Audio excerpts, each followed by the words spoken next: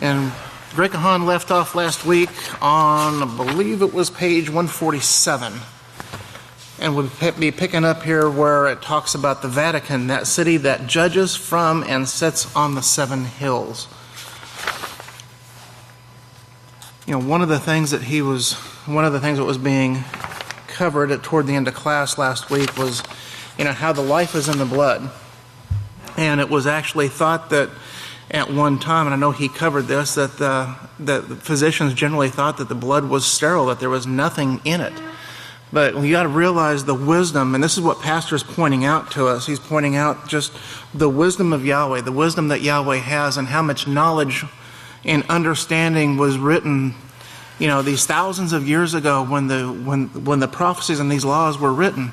And they're just now coming to the idea and coming to the understanding that, yes, there is life in the blood, that life is in the blood, that blood contains contains bacteria. Well, with this advent of with the way the sins have been piled on the earth and on the people and on the entire world, all the living microorganisms, viruses and everything else have entered into the blood, and it's, the abominations have really reached, and it's devastating what we see. Yahweh didn't create the world this way. The world wasn't created with this sickness and disease. He created everything perfectly. But what we see in the world, the sickness, the disease, the birth defects, the wars and the attitudes, the evil attitudes of mankind, it's all as a result. It all results from a simple three-letter word. It all results from sin. It results from rebellion, the rebelling against the laws of Yahweh. It results from, it comes from this sin, from this disobedience. And it's the religions that are responsible for teaching that disobedience. The Vatican is the city that sits and judges from the seven hills. And I want to start here on page 147. And it says, the Vatican leads the world into filthiness and abominations. And she sits on seven hills. And we've seen how they reach into the microorganisms. And there was a study that was referenced back here on page 144 about how the bacteria had actually attached to the blood cells. I'm going to show this here real quick. And this was actually the picture that they were referencing to there. And if you take a look, you can see where the arrows are pointing. You see where the arrows are pointing to those little blue dots on the cells themselves?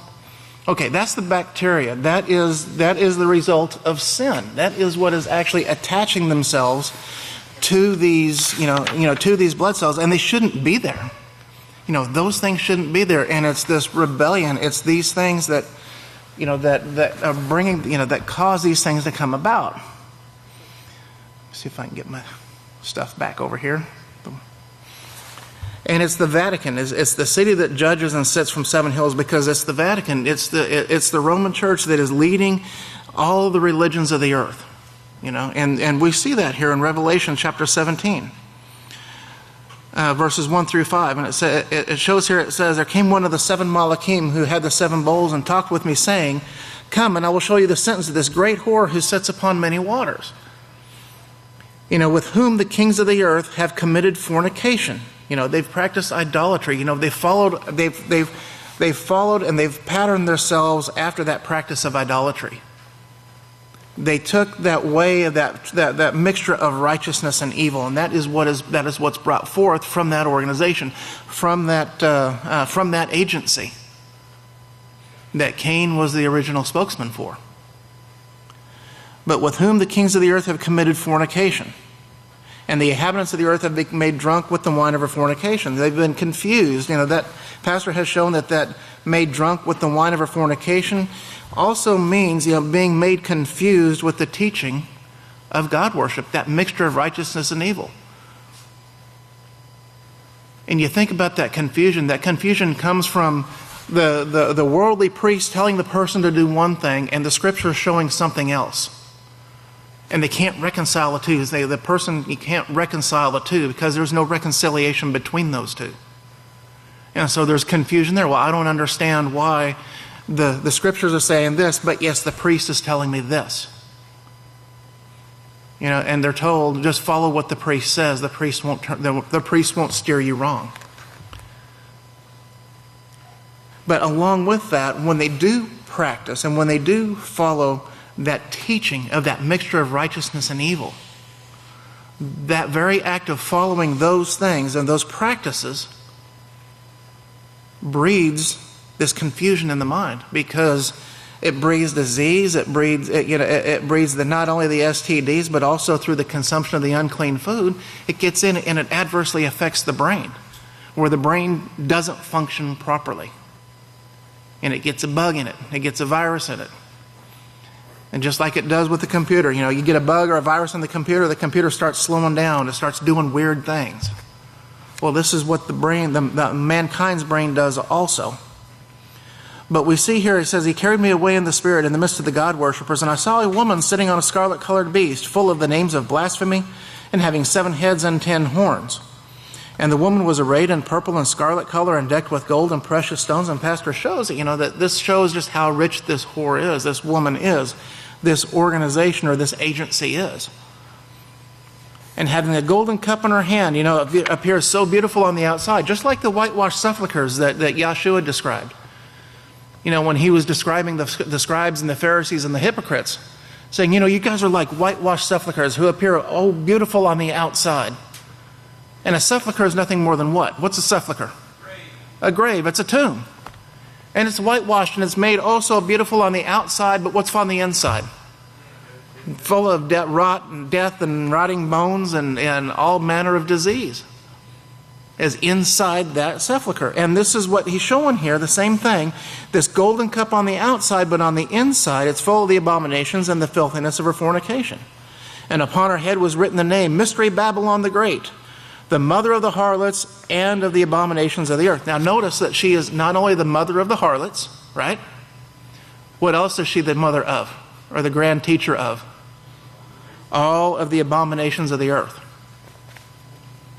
In verse 3 here, Pastor shows that verse 3, this city is called a woman.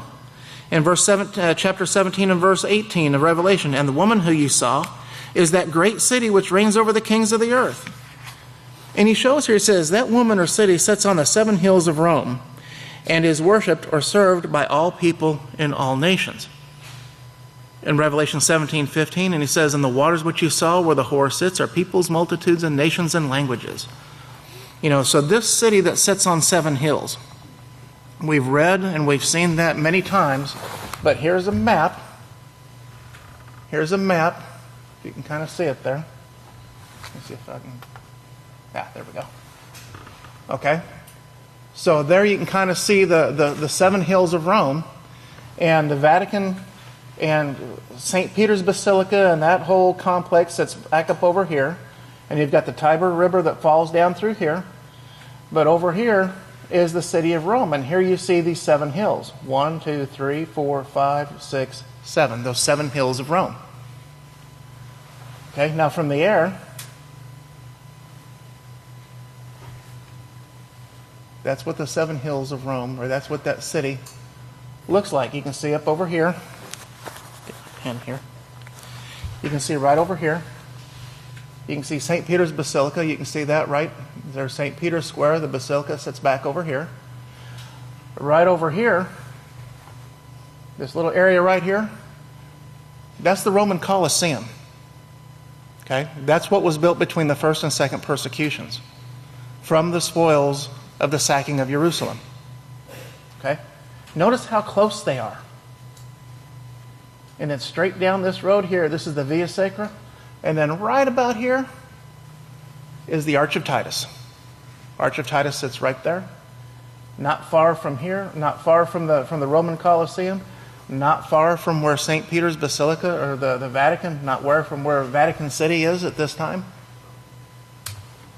And the arch right in front of here, right in front of the Forum or the Colosseum, right in front of that also sits what's called the Arch of Constantine. So you have all of those monuments, all of those things And all of these gods and stuff were worshipped right along, were right in that area. There's different, and there you can see the how everything's kind of superimposed one on top of the other.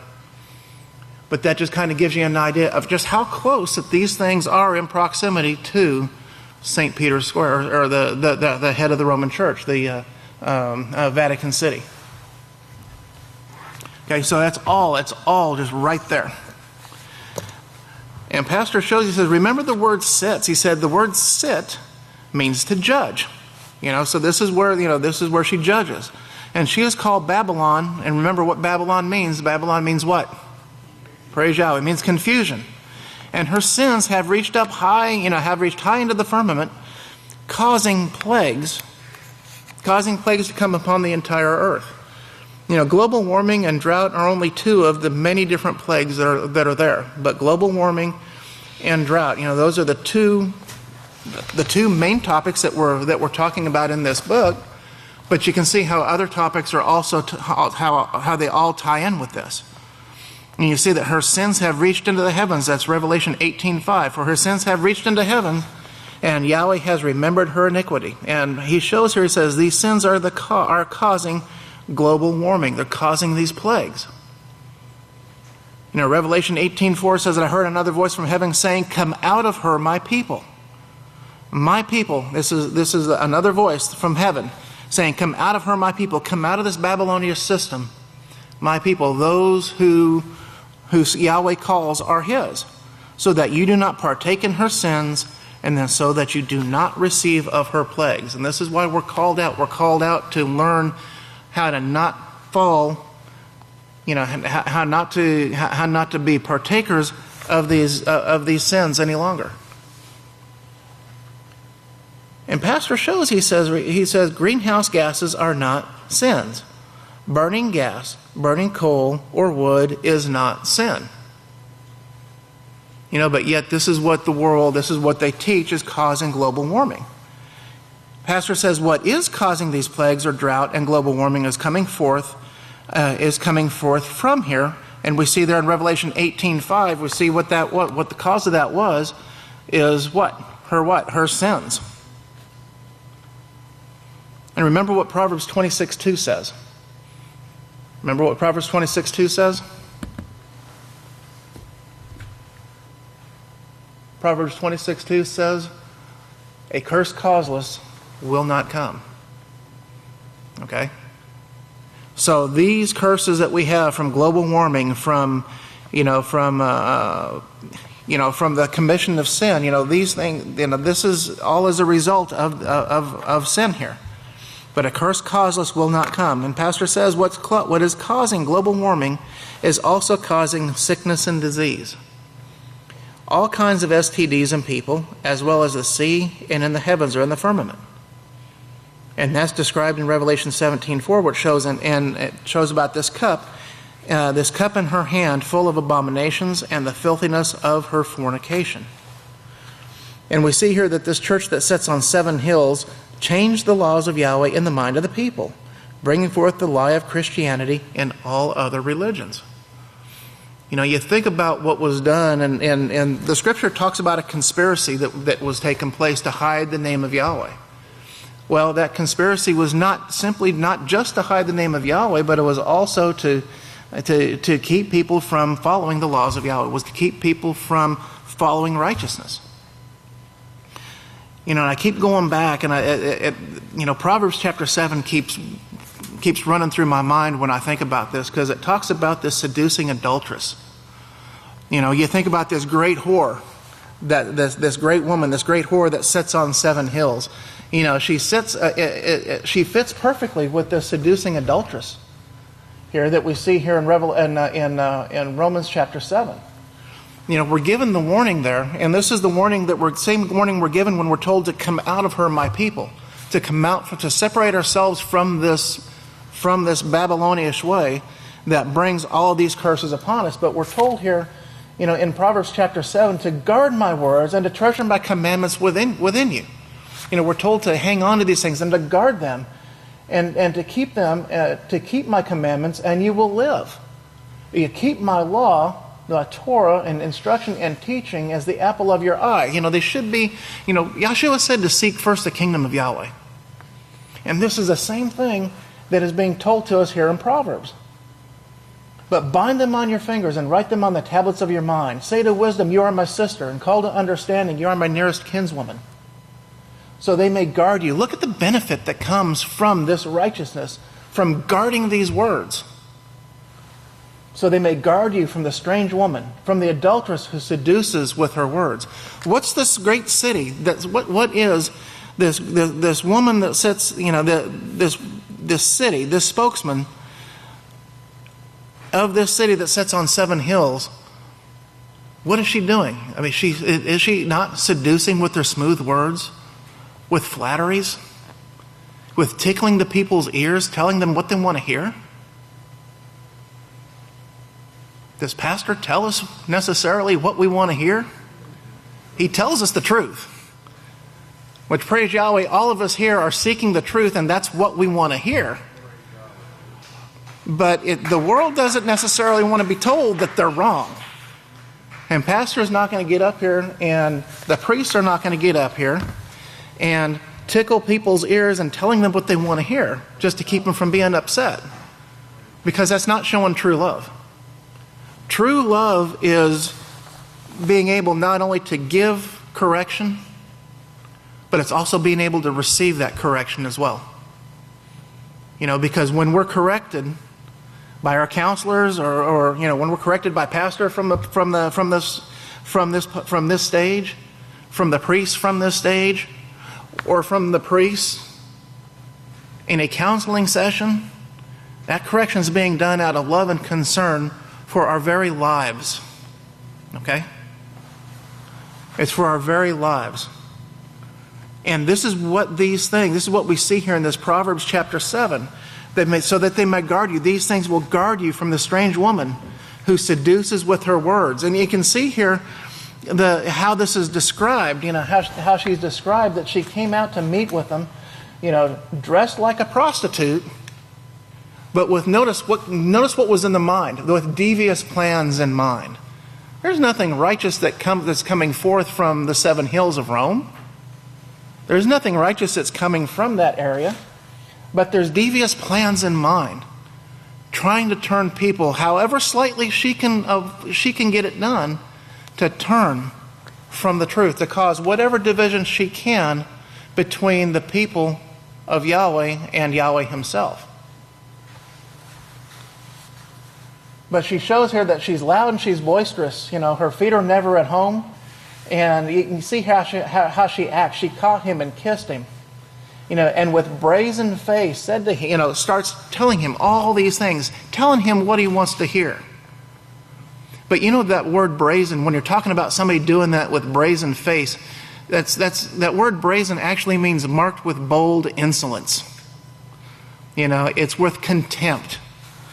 And this is actually the same thing that the church has done over the years. With the brazen face, with bold contempt. And we're going to see out of their own words here in just a minute what they have done and how they've done it. And it's all covered. It's all covered in pastors' books and in the booklets, in the very basic booklets, that we should be extremely familiar with. But through her smooth words that she used. In verse 21 here, with her enticing argument, what do these followaways do when they leave here? What do? They try to arrange, they try to rationalize, they try to justify, and they will use what appear to be enticing arguments. And with their enticing arguments, she persuaded him and seduced him with their smooth words. Again, telling him what she wanted to hear. Then all at once he's walking after her, like an ox going to the slaughter, or like a fool reluctantly going to the correction of the stocks.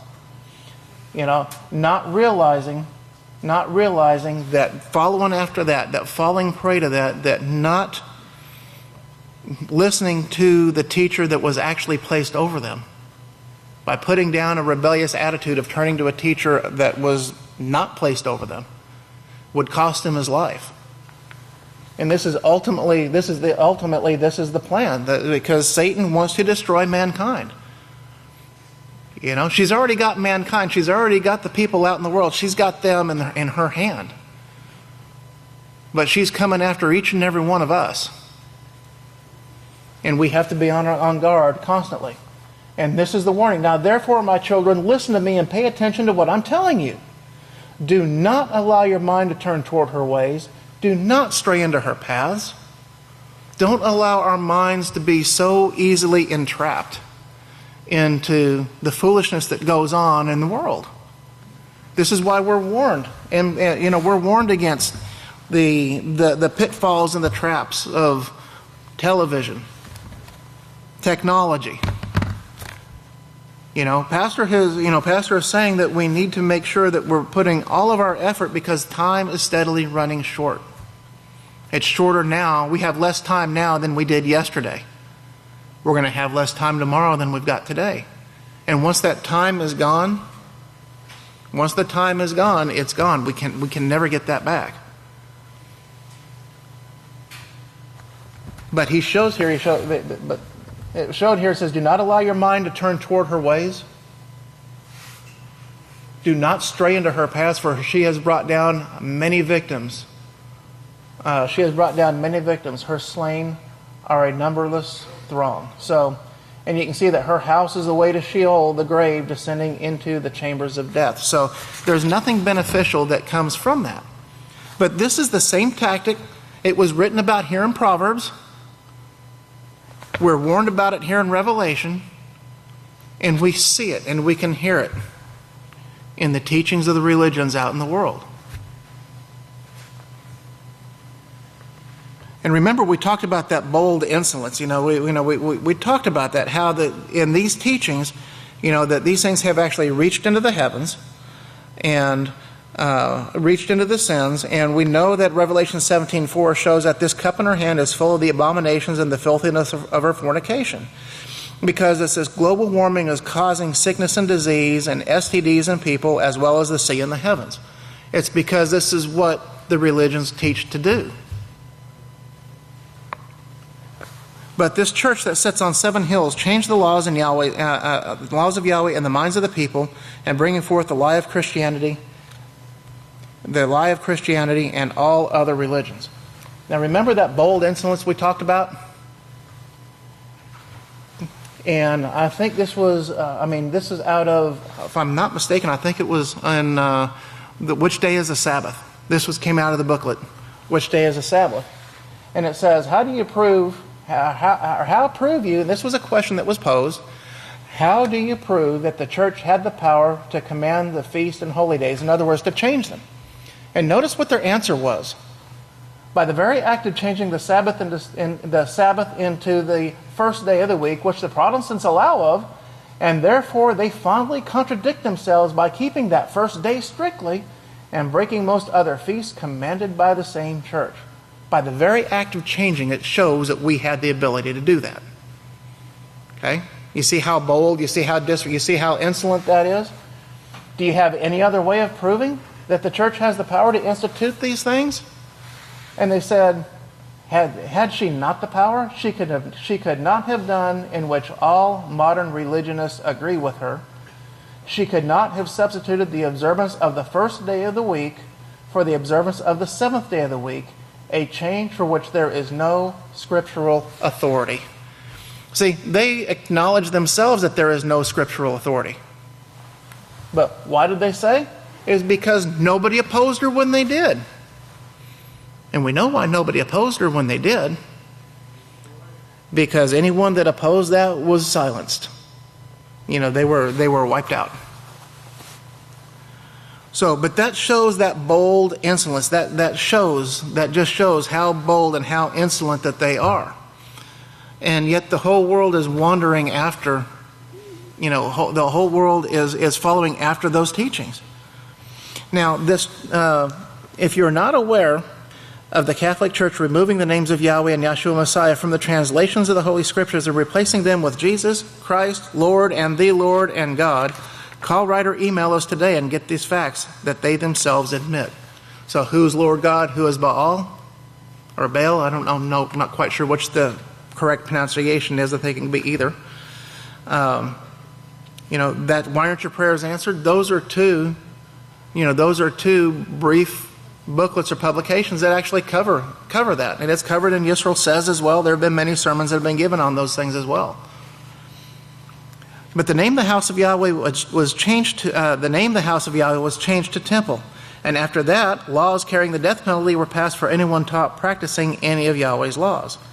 Yes, because of her, the Catholic Church, the earth, the world, and the firmament mourn and fade away. And Isaiah 24 verse 4 shows that the earth mourns and fades away, and that the world mourns and fades away, and the haughty people or the proud people of the earth languish. The earth and the firmament are plagued and growing worse. Okay?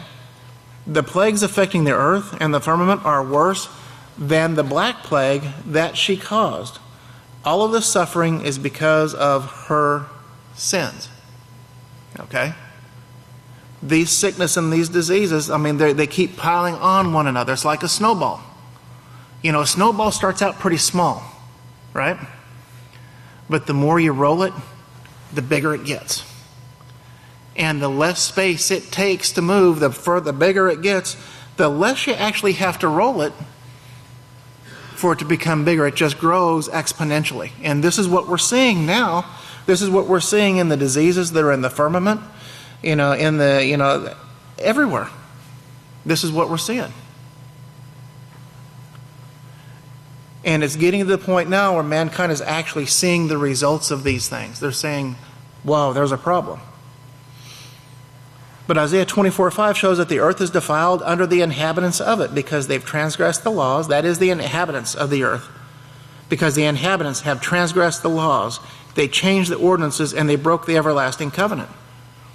So right there, Isaiah 24:5 shows why these things are coming about.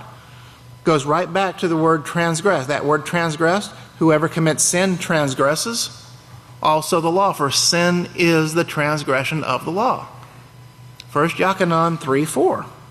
And because of her sins, because of this, the curse has devoured the earth, and they who dwell therein are desolate. Therefore the inhabitants of the earth are burned, and few men left. And this is what these sins are going to accumulate to, this 1 hour burning.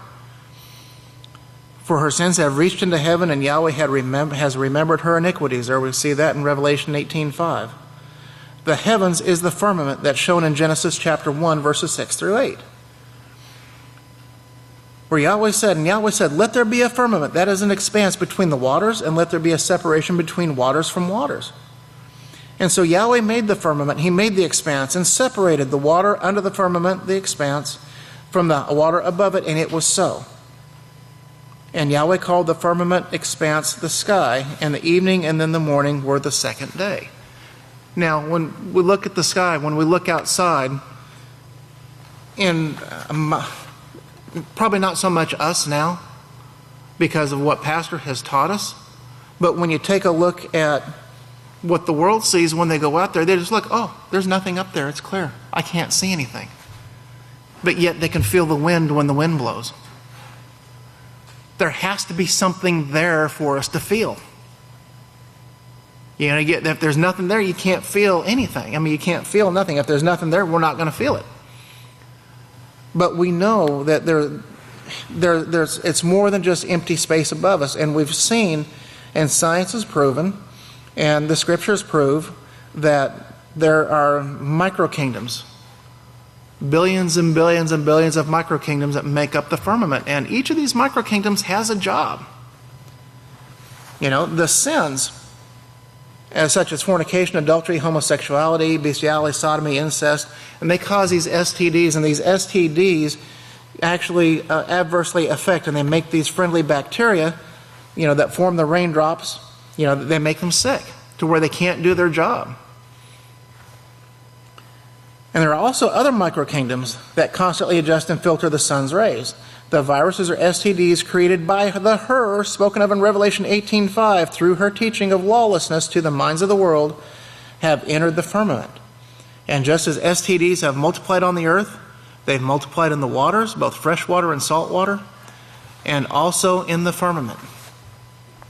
Now notice here that the AIDS virus rapes bacteria, and we've seen the films on that. We've actually seen the microscopic film, where you can see how this virus actually went and sought this bacteria and actually raped or assaulted that bacteria and injected whatever it did, injected itself into that and made that bacteria sick. It altered that bacteria.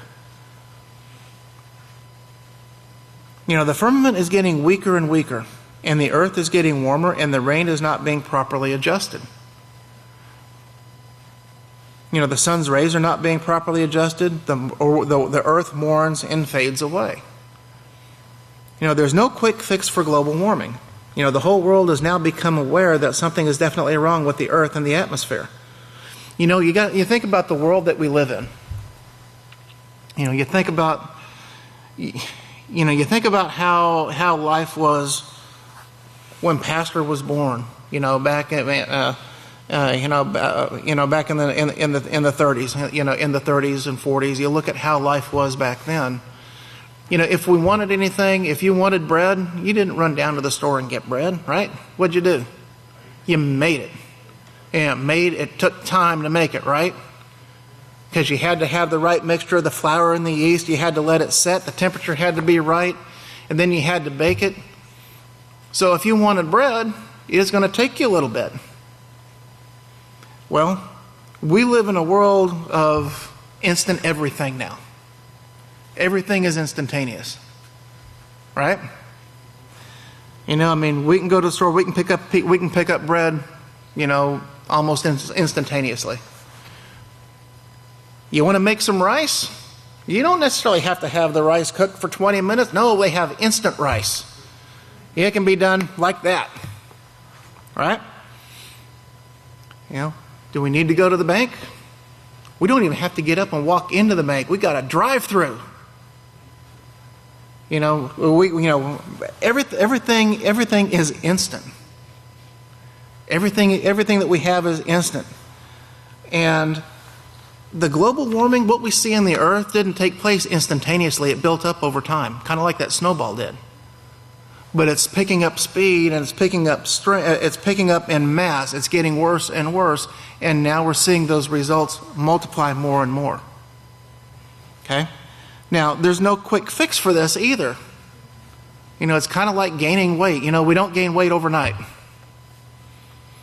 We don't wake up, we don't go to bed one night and the next morning we wake up, oh man, I gained 50 pounds. It doesn't work that way, right? It takes place over a period of time.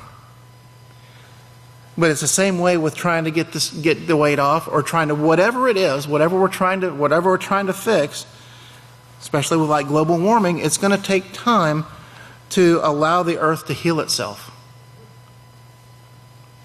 How many generations is it going to take? The stopping the transmission of STDs, the stopping the transmission to actually make the changes to our genes so we can pass them on to our children is not instantaneous. What we're doing now, everything that we do now with the thoughts we allow in our head, the thoughts we allow to remain in our head, the things that we practice, the things that we're putting into our bodies, the things that we're putting into our minds are getting transmitted and encoded into our DNA. And when we have children, those things, and we're going to get to this later on in this chapter. I know I'm getting probably ahead of myself. But those things are going to be transmitted and transferred to our children. Now, they won't have as much stuff as we had. But it comes from our efforts. It comes from what are we doing with our lives? Are we applying ourselves like Pastor says that we need to be applying ourselves? And then following through with that teaching with our children. Allowing that teaching to, the patient persistence in teaching righteousness to our children. Then those things get put into them, Proverbs says to train up a child in the way that they should go, and when they're old, they won't depart from it. So then when they grow up, they have had these things changed in their DNA. Now they've had a little bit more stuff that has changed. Then when they have children, their children are going to have, which will be our grandchildren, would have less issues to deal with than what we did, than what our children did. But this is how these things are going to get bred out. It's going to take a while to get it done. There's no quick fix, but it's going to get done. It's going to get done, and this is what we're training to do. We're that first step. We are trained to be that first step to turning this world around. And what we're doing now, whether we realize it or not, is either positively or affecting that next generation, positively or negatively affecting that next generation. But it says here, it says, this is just the beginning. Forest fires, deadly storms, record heat reveal a changed climate. The whole world has now become aware that something is wrong in the earth and the atmosphere. And this is an interview here. It says, we begin today's show with a look at extreme weather affecting large areas of the United States. Massive forest fires, heat waves, and droughts and are devastating much of the country. This comes just a week after Tropical Storm Debbie flooded Florida. But amidst the news coverage of this extreme weather, we rarely hear two other words, global warming. And we're talking about plenty of extreme weather coverage, but not to mention the role played by climate change and global warming. This comes as a relentless heat wave is now gripping the eastern United States for a fifth straight day. More than 2,000 heat records have been broken over the past week, and thousands more were set in the 6th Roman month. Even before striking, the first day of the 7th Roman month also broke records for the highest ever recorded temperatures. And then it talks about these violent storms. This one violent storm left a more than a 700-mile trail of destruction across the Midwest and Mid-Atlantic Friday, 6th day of the week, cutting power to millions and killing at least 23 people. And all of this comes as firefighters in Colorado are gripping with the two most destructive wildfires in Colorado's history. So you see all this wild weather that is taking place. Man, just look at what we went through in the past week and a half. What is this bright orange, yellowish globe that I see sitting in the sky over here about now? What is that? I haven't seen that for a week and a half.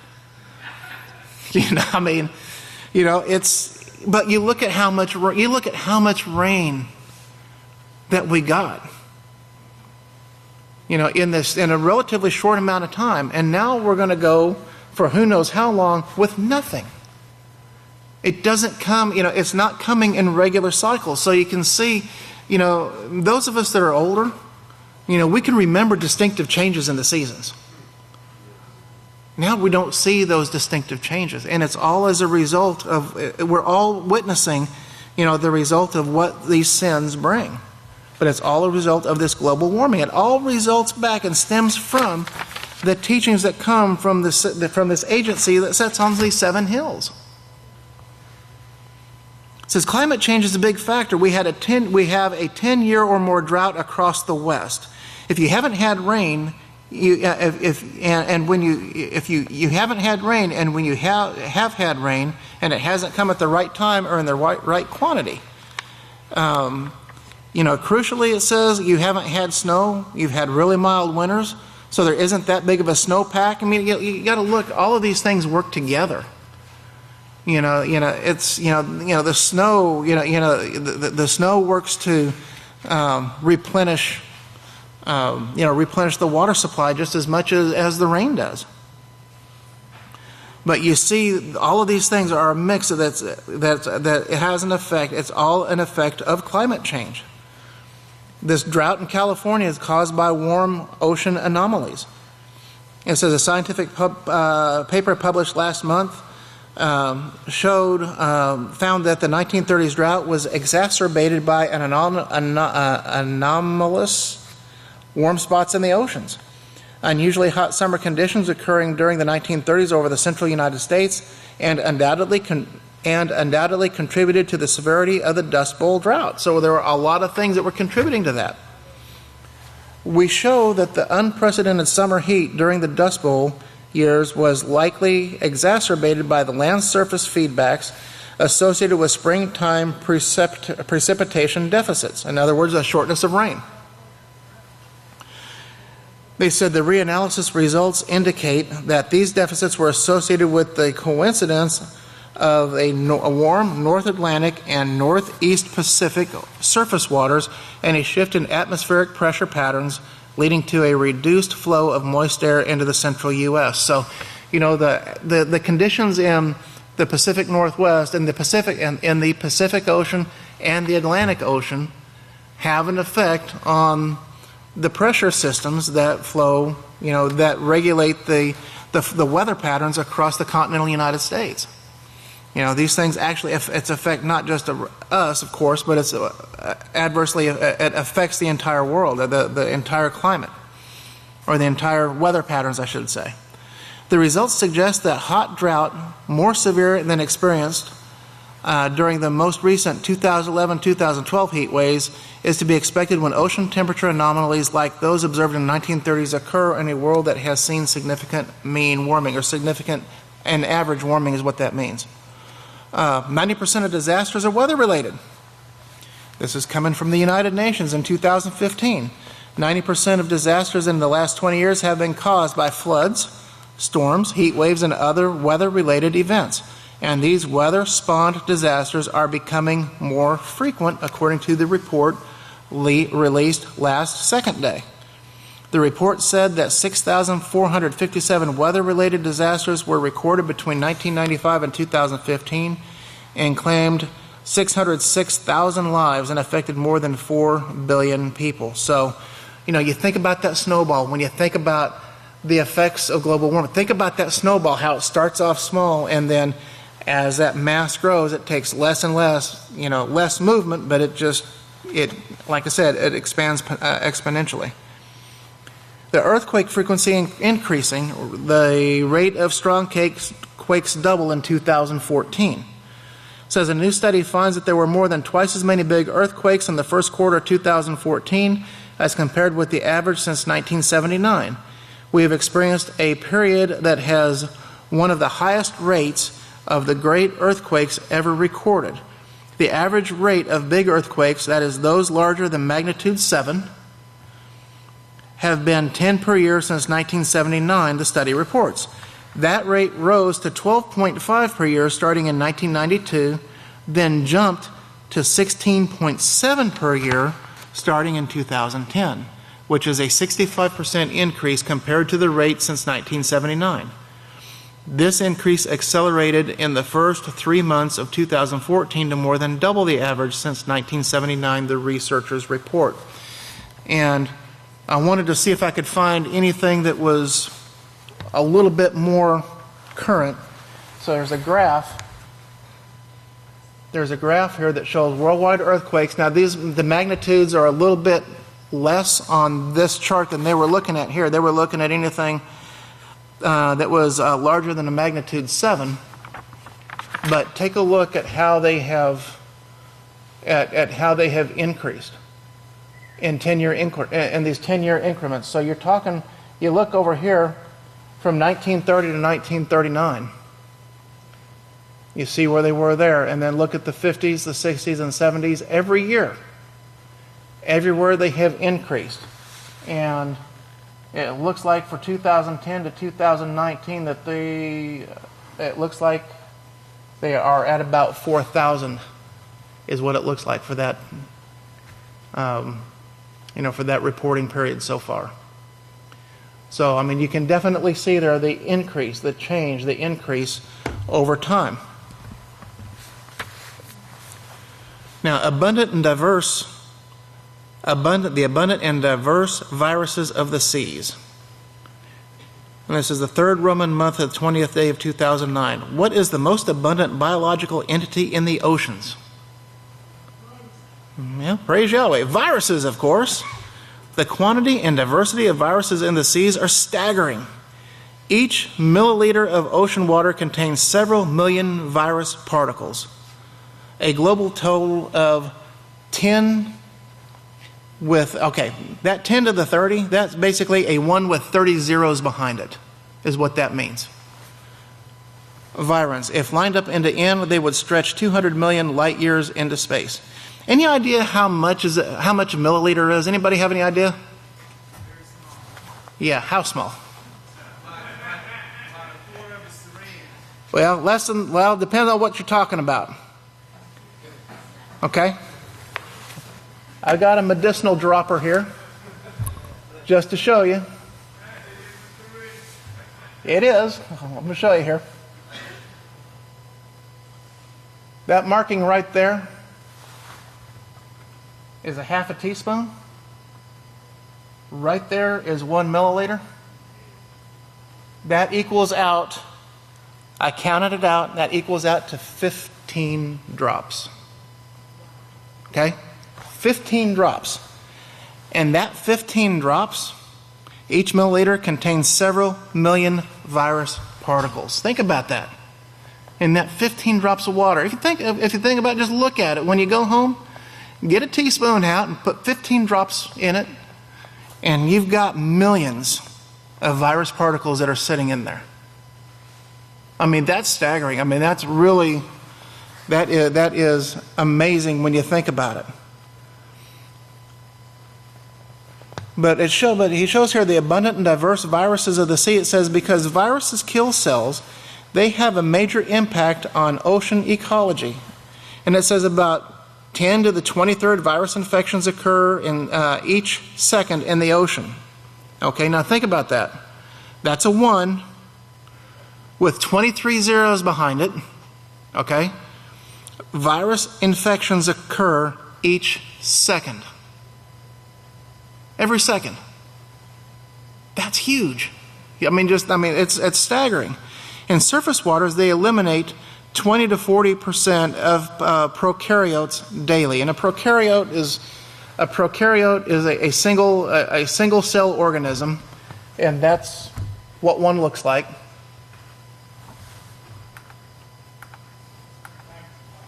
Okay, that's what a prokaryote. That's a prokaryote. It's just a single cell organism, and you can see the tail off to the back, and that's what actually propels it and moves it through the water. You can actually see the DNA strand. It's got a single strand of DNA. I think it's actually circular DNA, if I remember correctly, but it's not a double strand. It's single. So I mean, it differs from other types. It differs from animal cells. But that's what one of those looks like.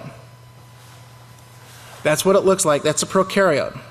And it says cell killing by viruses also liberates enough iron to supply the needs of phytoplankton and leads to the production of dimethyl sulfide, a gas that influences the climate of the earth. And because of these activities, marine viruses have a significant impact on global microbial communities and geothermal cycles. So these viruses that get introduced into the ocean, these 1 with the 23 zeros behind it virus infections, actually cause a reaction between these phytoplankton, which are these other microscopic organisms in the ocean, that leads to a production of this gas, which influences the climate of the earth. Okay, so it all ties in. It says most marine viruses are bacteriophages, but they are also significant numbers that infect eukaryotic phytoplankton, invertebrates, and vertebrates. Okay, it says novel viruses that are novel viruses that are frequently discovered. For example, white spot syndrome virus of shrimp is a member of a new virus family. Viruses of commercially important finfish include herpes viruses, reoviruses, nodoviruses, byronoviruses, and this other rabidoviruses. How these viruses are transmitted among marine species is not understood. Okay, so they don't understand how they're transmitted, how they get there, but they know that they're there. And they show that these different things cause, like this one virus causes a viral hemorrhagic septicemia virus, which causes a disease in European farmed trout. And you see these other fish farms in Alaska and from fish from the Great Lakes. So, I mean, these things they affect the fish. Many ocean viruses cause disease in marine mammals. And this distemper virus, boy, I tell you, these words here. Oh, praise Yahweh. But you can see that how they kill thousands of harbor seals in Europe. And similar, these viruses kill dolphins and other cetaceans. Many other viruses infect marine mammals and even cause disease in humans, including adenoviruses, herpes virus, parvovirus, and calcinovirus. The natural reservoirs of most of these viruses are unknown. In other words, where they are, where they hide out, they don't know, but they know that they're there. And then it says the results of these studies, it has been estimated that the oceans probably harbor several 100,000 viral species. It says the numbers of viruses in oceans and their impact on marine life is far greater than we ever imagined. And the zoonotic pool may be much larger than we suspected. And this comes from virology, a virology website. And the next article shows airborne diseases created in the same way as those affecting marine life. They are caused by man's activities, not the burning of gasoline, wood, or oil, or coal, but it's by man's activities. We know that this is where these things come from. It says nanobacteria in the clouds could play a crucial role in the spread of disease and the formation of raindrops. It says nanobacteria believed to be microorganisms much smaller than ordinary bacteria. It says the occurrence of these nanobacteria in the clouds could play a crucial role in the global dispersal of infective agents and might play an important role in the nucleation of cloud drops. Cloud drops. So, in order for rain to form, it needs to have something to hang on to. Okay, it needs to have a seed for the molecules to actually form, and that. This, what they're talking about, they talked about this nucleation, and all that means here, this nucleation just means it's a process where droplets of a liquid can condense from a vapor, and it says nucleation itself is a self-organizing process that leads to a self-assembled structure, like a raindrop. Okay? They got a picture of it. Maybe a picture is worth 1,000 words. That, in a nutshell, is what the nucleation process kind of looks like. Those drops, those gas bubbles are forming around that finger. That's using the finger as something to attach to. And what they're doing is those drops are actually forming around that. In the same way that the moisture, that the cloud drops are actually formed around a seed. You know, to actually form a raindrop. It's much in the same way. Okay? It says experiments have shown that nanobacteria are excreted from the body in urine, and their dispersal from the ground into the atmosphere and the stratosphere appears to be inevitable. Researchers say that nanobacteria are now accepted as being widely prevalent in the terrestrial environment, and the researchers believe they are widely dispersed in the stratosphere. And that has to do with the whole cycle, with that whole cycle of how raindrops are formed. It has to do with all of that, with that whole process of how that's done. But that's covered here. That's covered a few pages over. We're not going to get to it tonight. But Pastor shows here, he says, did you notice that this bacteria comes from mankind's urine?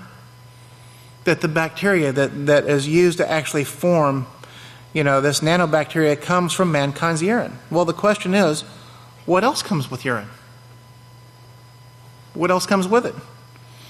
That would depend on each person's activities. If the bacteria that form raindrops become infected and are unable to perform, then what? It says the word rendered heaven in the book of Revelation is translated from the word firmament in the book of Genesis. And this is speaking of the protective expanse that surrounds the earth. And, that's what that firmament does. The firmament was created for mankind. It was created to protect the earth. It was created for mankind, to protect mankind, to protect the earth. In the firmament here it says, in Genesis 1 verse 6 out of the King James Version, it says, "And Yahweh said, let there be a firmament in the midst of the waters, and let it divide the waters from the waters."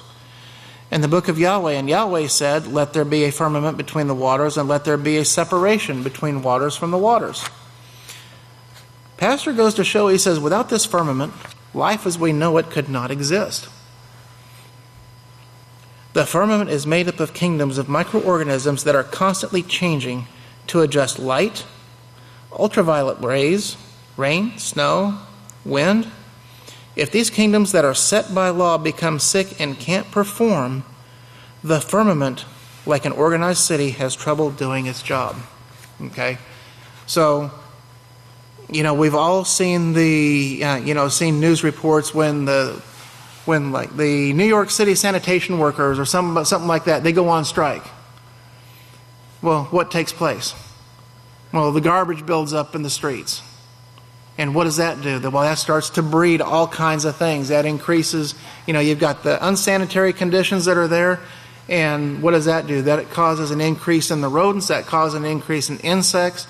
It causes an increase in all of that. So, eventually the city is going to have trouble doing its job because you're going to have all of this trash, all this stuff in the streets. People aren't going to be able to move around. They're not going to be able to function.